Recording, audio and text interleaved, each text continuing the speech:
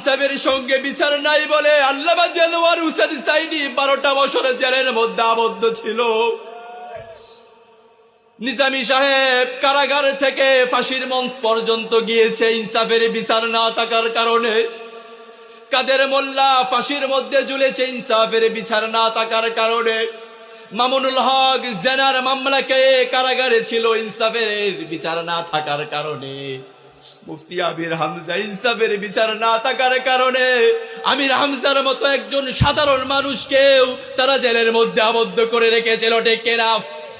রব্বুল আলামিন বলেন, গোলাম না না, তোমরা যখন মানুষের মধ্যে বিচার কার্য ফায়সালা করবা তোমরা তখন ইনসাফের সঙ্গে বিচার করবা।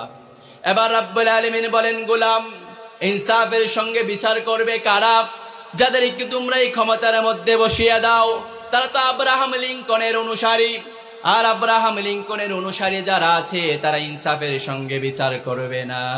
তারা টাকার কাছে বিক্রি হয় কি হয় না? টাকার কাছে বিক্রি হয়ে যাবে, তারা অর্থের কাছে বিক্রি হয়ে যাবে, মানুষের কাছে বিক্রি হয়ে যাবে। ইনসাফের সঙ্গে বিচার করবে না।